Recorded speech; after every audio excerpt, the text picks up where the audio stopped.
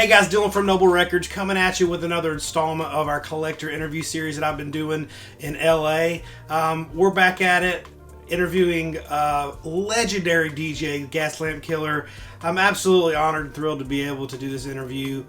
He's such an interesting guy. He collects some of the coolest records, and I've been influenced by his collecting as well. I've learned a lot from him. So I'm very honored that he allowed me to come in and talk records with him one evening in his house in LA. If you enjoy this video, make sure that you check out my podcast, Vinyl Biography Podcast, where I had, it was probably about 45-minute conversation total with William. We talk a little bit more about his roots and the world music that he enjoys, where he got all this stuff, some of his influences, and kind of the nuances of DJing and the DJ culture and all that stuff. So it's a much longer conversation on that platform. So check it out. It's called the Vinyl Biography Podcast. I'll put the links in the description of this video for Apple Music, Spotify, and web browsers. So no matter what you have, you can listen to it. So without further ado, meet William, aka the Gaslamp Killer.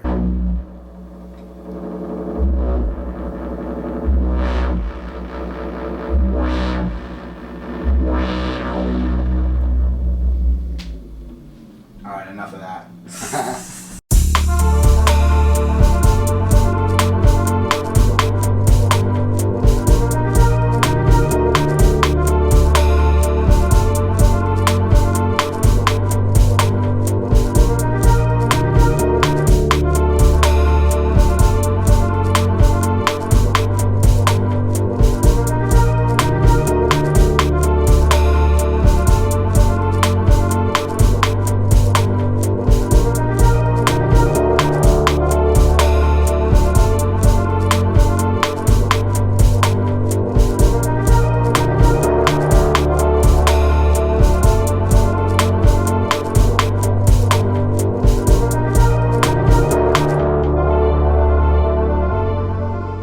I'm William Benjamin Ben-Susan, also known as the Gaslamp Killer. I'm from San Diego, but I've been in LA 20 years. I'm a producer, music director, arranger, DJ, turntablist, host. Come to LA, everybody's a model, a podcaster, a stand-up comedian, influencer. Right. So you're obviously a record collector. You have, I just walking in here, seeing some of my favorite stuff. Nice. Just displayed on your, I love that Placebo record. Oh yeah. Absolute killer stuff. What separates you from your average record collector? Like, I know that you don't only use the records for collecting, but you actually use them as tools in your craft. Yeah. So my family is Turkish, Syrian, Moroccan, Egyptian on my dad's side. On my mom's side, Latvian, Lithuanian, Belarusian, Ukrainian. And they immigrated to New York. Father's side immigrated to Mexico City, so I grew up with a lot of international sounds around me, and I always liked the ethnic kind of out there weirdo sounds, even though I didn't know what I was hearing. And even in synagogue, I would hear the cantor, they call the rabbi who can sing, versus the one who's just dropping bars. Yeah. And I would hear like a North African, Middle Eastern, Mediterranean kind of, you know, Mizrahi, Sephardi, these different melodies sung, you know, in prayer. And it would always give me goosebumps and rattle me. So that's like the baseline of where I would say I'm different, is I collect records that are off the beaten path in my own way of trying to catch goosebumps any chance I get. Right. And a lot of stuff from the East kind of does that for me. Like, I tap into those kind of sounds and they resonate with me deeply. In the 90s, my mom took me to a thrift store, bought me a turntable for mad cheap, 40 bucks. She had a crate in the garage, so I was always listening to her records, and I started going to raves. I was collecting house and techno and drum and bass, and then I went to hip hop shows and started collecting hip hop. And like a lot of us DJs, the samples were so fascinating and so elusive, and I thought that the producers behind these rap records were like, had a band and they could just make that music. And then I found out they were loops, and I was like, I could do that. No disrespect to the legends, I still can't do that the way I wish I could. But that was kind of the foundation for me buying jazz, funk, soul, rock, and And the Eastern stuff was always in the ether. And then it started to creep in once I started getting a handle on narrowing down, what's my sound, what's my edge, what's my identity, you know. And that was in 97. I was 14, so it was just a whole unfolding of finding myself and my sound and my style. Is there a record that changed your life or impacted you in a huge way? Yes. Oh. Stark Reality.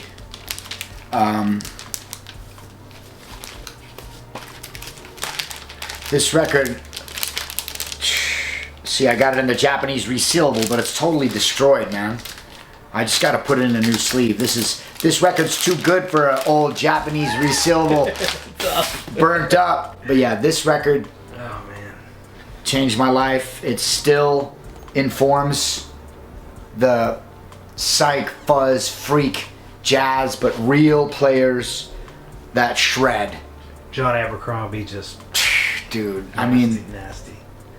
This record, you guys know it, and somebody bought it for 50 cents back in the day. That wasn't me, I'll tell you that.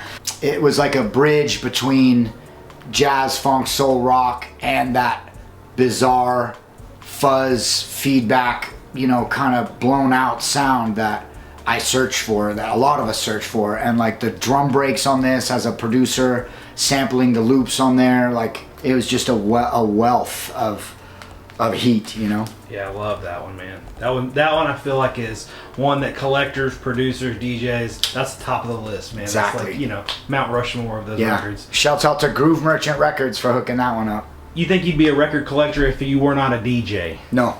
The DJing aspect made me fall in love with the music first, and then I discovered that itch for having copies of things that I knew could rock the crowd. And then inevitably I realized that my taste was a little more obscure, which ended up becoming a more expensive habit than I anticipated.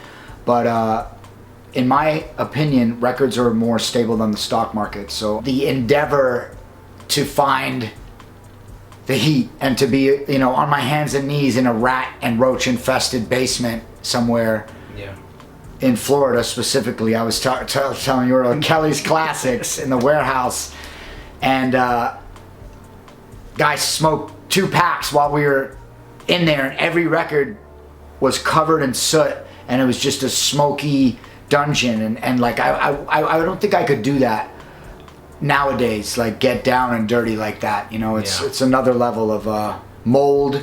You're breathing in mold and all. I didn't know any of this back in the day. I was just so wide-eyed and bushy-tailed. I would have gone into a serial killer's house just to get some records and got my head chopped off or something. That's how devoted I was.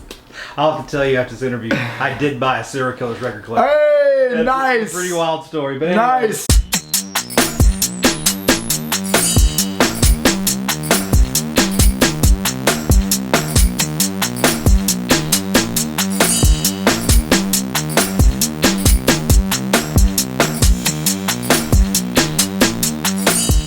The gift that keeps on giving for me, that I listen to one side as a hip hop, you know, youth trying to find breaks and beats, and then I listened to the other side as an adult and heard this sublime frequencies, is this Shira Small record.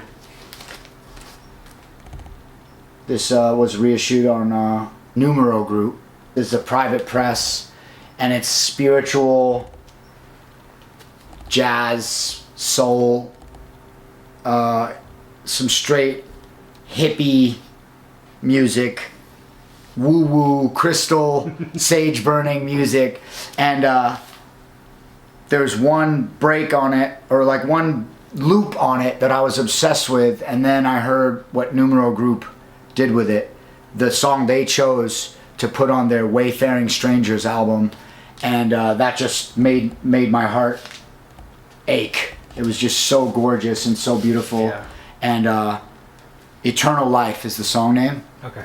And that this record, it's like it comes back into my sphere as like a spiritual healing album, but then I also listen to another song and I'm like, I sampled that You know, Yeah. a lot of my records are like that. You know, I'll come back around to it, and that's a beautiful thing to find a record in your own collection that one side had a fat drum break and the other side has this beautiful ballad or this crazy psychedelic meandering song. You know, it still happens to me all the time in my 40s now. The Yanti Sisters is an Indonesian record. They're triplets who sing in 3-part harmonies. Oh, wow. And I played this in 2012 on my Boiler Room set. And that video of mine playing in London in 2012 blew up.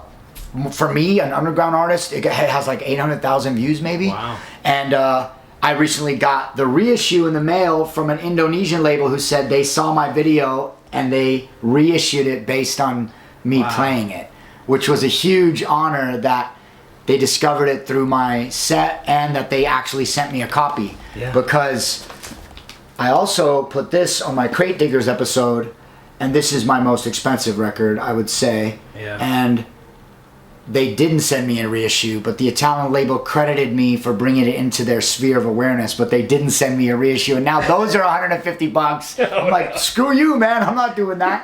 But yeah, Ennio Morricone, it has like some of the rarest players on it. I think like Bruno Nicolai, Alessandro Alessandroni, like big Italian players. Cut Chemist brought this to my attention when he sampled it with a track featuring Edan. I revere those guys so much, like DJ Shadow, Cut Chemist, Newmark, Edan, Cherry Stones, Andy Votel. These guys kind of taught me, without knowing they were mentoring me, they really did teach me so much about music. And the feedback is, this is one of those ones that I don't take credit for at all, but it was like a lifelong conquest, and it landed in my lap in a very divine way. So I feel very, very grateful for this one, for sure. More people should know about this. How do I organize my collection? Not well. I keep the most important records highest away from any water that could ever come through. I'll tell you that.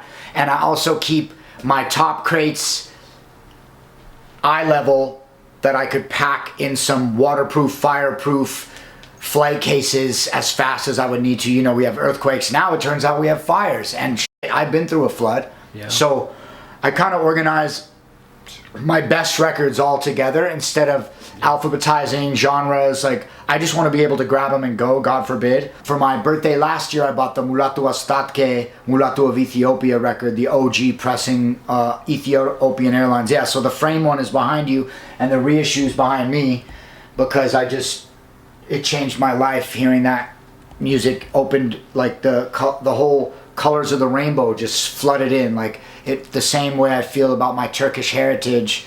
Just could not believe what I was hearing. I like to buy myself a little treat here and there. You know, I have a few new arrivals crates, and I'll play some of the records on my Twitch channel. I still do vinyl sets. I have a box of 45s that I bring out. I played Cut Chemist's birthday party on Sunday, and he invited like 12 of his favorite DJ homies to just bring a box. So me and B Plus and Newmark, we were all just slapping little records and trying to impress each other. And it said on the invite, bring your weird records. That's what I love about these guys.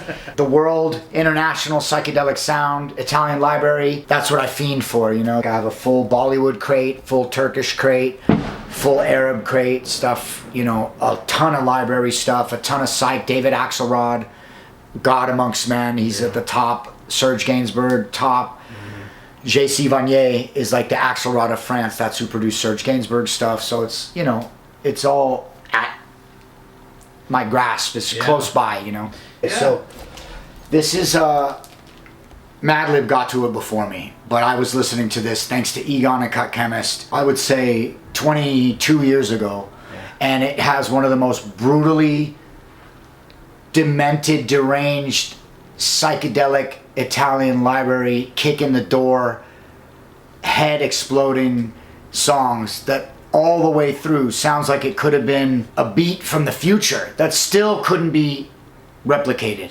I just know Mario Molino has a lot of really good drum breaks on his stuff. I have quite a few other records of his that are on different labels that have just I'm a drum break fiend, you know? And that really informed my style of what the music I'm trying to produce. That's what I'm trying to get. This Mogi, also Italian library, dude. This has some of the darkest sounds, like Blade Runner on DMT type of soundtrack right here. Like the engineering on these Italian library records, something about it you just can't, you can't replicate it. It's so crazy. And obviously, like I said, Serge Gainsbourg, Melody Nelson is like top 3 of all time for me. Just the juiciness of it. And Belgium represent, you know, Marc Moulin, Placebo. Yeah. I only have that record. Unfortunately, I don't have Ball of Eyes or a couple of the other ones. But like finding this was a big moment for me. This is a really cool French soundtrack. Karl-Heinz Schaffer, you know, I don't even know if he's French or not, but he has a lot of great stuff. And I just love the artwork on that. Yeah. I just love the cover of this one. Mulatto Astake, like I said, like all time. Planet Sauvage, all time. This Ersin, Edip, a bunch of Turkish stuff. That's one of the best Turkish records I ever heard. And there's just too many. Yeah. There are too many to choose from, man. And I'd be remiss to not mention like a full crate of Mowax, a full crate of Ninja Tune, a full crate of Warp Records, all the Aphex Twin, this Aphex Twin box set, like that's Ambient Works. It's just life-changing shit for me. And I have a full crate of Madlib, full crate of Dilla, full crate of Primo, full crate of Pete Rock, you know, like hip hop, trip hop, down tempo, experimental, IDM, all that stuff informed Low End Theory, you know, this party that I established with a couple of friends. Yeah. We were reaching new heights with old sounds, and I still try to bring that into my style. Like the older stuff informs the future, and I believe that my reverence for the old stuff, including 90s now, turns out we're geezers over here. Fucking geezers, mate.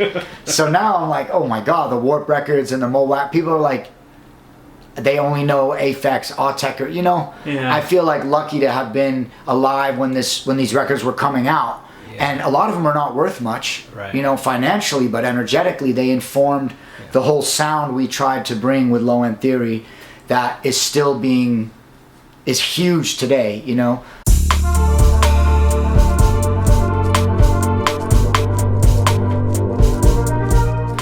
The artwork on the front cover is the first point of contact for me when I'm digging, I think for a lot of us.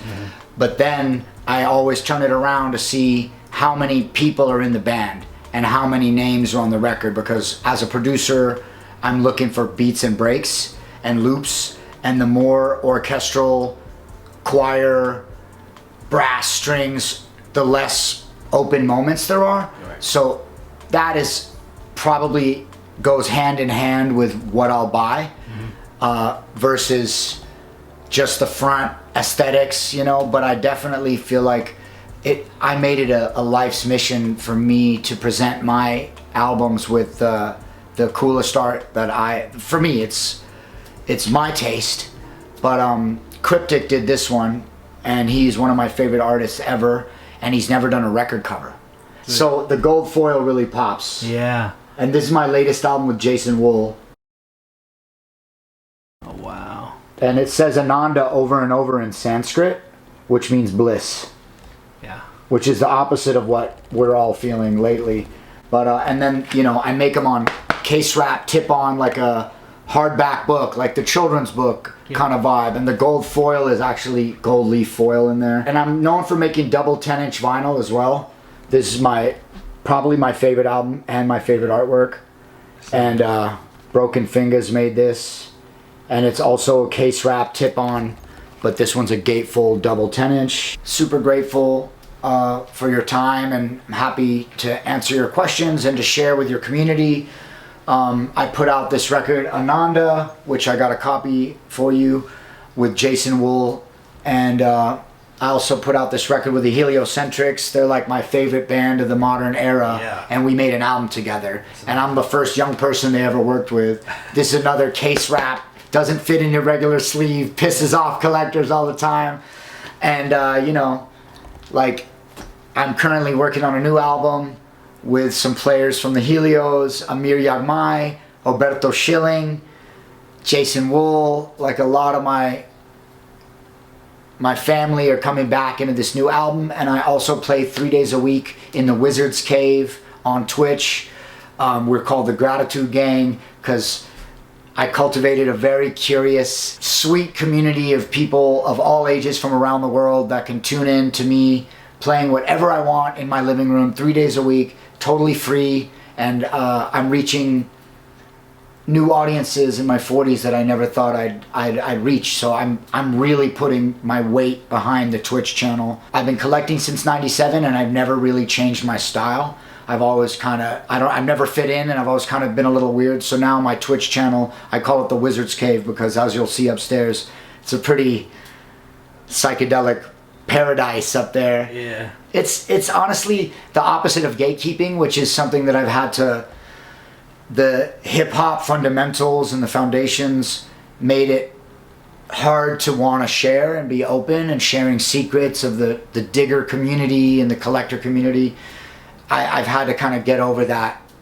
Yeah. And I'm really happy that I have, because I'm sharing music in a really challenging time on Earth, and that's a very important gift to give my community and just the people of the planet. We all need good music and good vibes. Yeah, man. Well, I think, you know, your albums and your DJ sets and all that stuff are super special, and you can definitely tell all your influences, and you use them in such a organic and creative way. Thank you. I think that's a really cool thing. So thank you, man. Anyways, we need more of that in the world, and, hell yeah. And people spreading good music, and like, you know, I think it's just as important. You know, a lot of people want to make good music, but I think it's just as important to spread music that's already been made to other people as it is to make it. Straight up. You know. That's great. Well, thanks for your time. My pleasure. Man, I appreciate it. This is a dream come true getting you in on this. Cool. Because I dig what you do. So thank you. Yeah, man. Thank you. Appreciate you.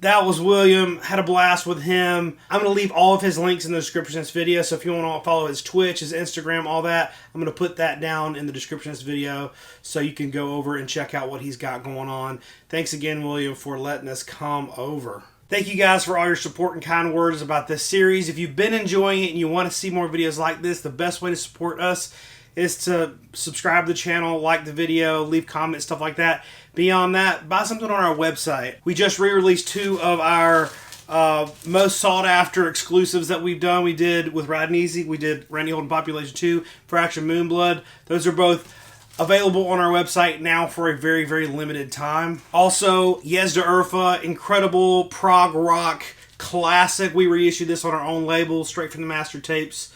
A really high quality reissue of this that we have on our website. We did Churchill's, which is an incredible psychedelic rock album from Israel.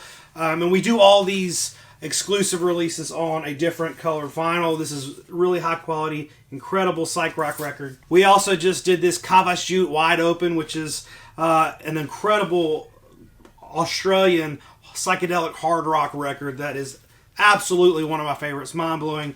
You can't go wrong with any of these, but we also have dozens more on our website that you can get. So if you're looking for something new, or you're looking for a gift for somebody, a record collector that might seem to have everything, our website's a great resource to get some of these high-quality reissues of records that otherwise would be almost impossible to get. Thank you guys so much for all your support. We'll see you on the next one.